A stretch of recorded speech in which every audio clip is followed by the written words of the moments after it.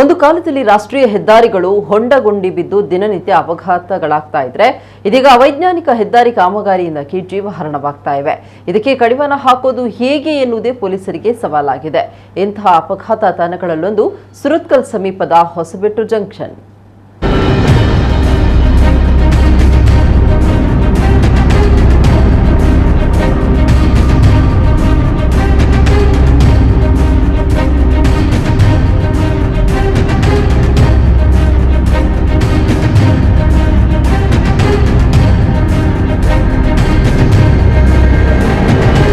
ಇದೇ ನೋಡಿ ಮಂಗಳೂರು ಹೊರವಲಯದ ಸುರತ್ಕಲ್ ಸಮೀಪದ ಹೊಸಬೆಟ್ಟು ಜಂಕ್ಷನ್. ಇಲ್ಲಿ ರಸ್ತೆಯನ್ನು ಬಾರಿ ಅಗಲೀಕರಣಗೊಂಡಿದೆ. ಆದರೆ ಬಸ್ಸುಗಳ ಧಾವಂತ, ವಾಹನ ಸವಾರರ ಗಡಿಬಿಡಿ, ಅಡ್ಡಾದಿಡ್ಡಿ ಚಾಲನೆಯಿಂದಾಗಿ ಇಲ್ಲಿ ನಿತ್ಯ ಅಪಘಾತಗಳು ಸಂಭವಿಸುತ್ತವೆ. ಜನ ಗಾಯಗೊಳ್ಳುತ್ತಾರೆ, ಕೆಲವು ಪ್ರಾಣಹಾನಿಯೂ ಸಂಭವಿಸುತ್ತವೆ. ರಾಷ್ಟ್ರೀಯ ಹೆದ್ದಾರಿ 60ರ ಈ ಜಂಕ್ಷನ್ನಲ್ಲಿ ಈಗಾಗಲೇ ಹಲವು ದುರಂತಗಳು ಸಂಭವಿಸಿವೆ. ಇಲ್ಲಿ ಬೈಕ್ ಸವಾರರು ಅಡ್ಡಾದಿಡ್ಡಿಯಾಗಿ ಚಲಿಸ್ತಾ ಇರುವುದು ಹಲವು ಅಪಘಾತಗಳಿಗೆ ಕಾರಣವಾಗ್ತಾ ಇದೆ.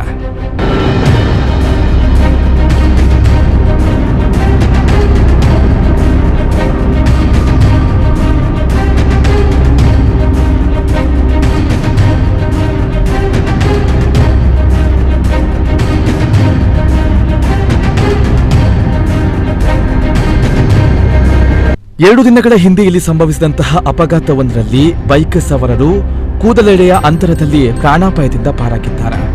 ಆದರೆ ಬಸ್ಸಿನ ಧಾವಂತಕ್ಕೆ ಬೈಕ್ನಲ್ಲಿದ್ದಂತಹ ಅಬ್ದುಲ್ ಖಾದರ್ ಅರ್ಫಾನ್ಗೆ ಗಂಭೀರ ಗಾಯವಾಗಿದ್ದು, ಅಮೀರ್ ಸಾಹಿಲ್ಗೆ ಸಣ್ಣ ಪುಟ್ಟ ಗಾಯಗಳಾಗಿವೆ.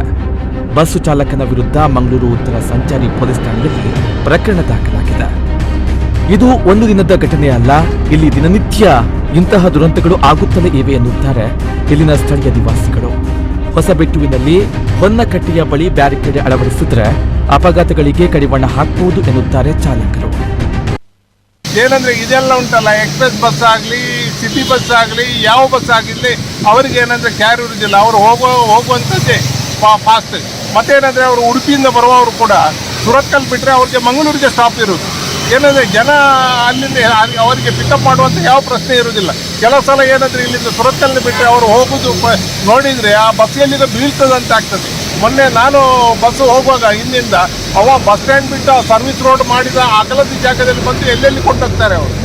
ಆದ್ದರಿಂದ ಈಗ ಇಲ್ಲಿ ನಮ್ಮ ಕಮಿಷನರ್ ಇದಕ್ಕೊಂದು ಸೂಕ್ತ ಕ್ರಮ ಕೈಗೊಳ್ಳಬೇಕಂತ ನನ್ನ ವಿನಂತಿ.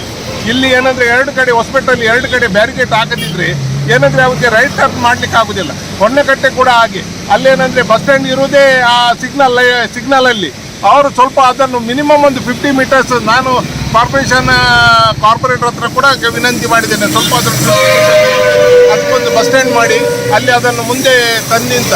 ಅದು ಯಾರೂ ನೋಡೋದಿಲ್ಲ. ಅಲ್ಲಿ ಬಸ್ ಇದು ನಮ್ಮ ವೆಹಿಕಲ್ ಟರ್ನ್ ಆದ ಕೂಡಲೇ ಅವರು ಬಸ್ಸಿನವರು ಆಚೆ ಒಂದು ಕಡೆಗೆ ನೋಡಿ ಸುಮ್ಮನೆ ನಿಂತುಕೊಂಡಿರ್ತಾರೆ. ಪೊಲೀಸ್ನವರು ಮತ್ತೊಂದು ಸೈಡಲ್ಲಿ ಇರ್ತಾರೆ ಅಷ್ಟೇ.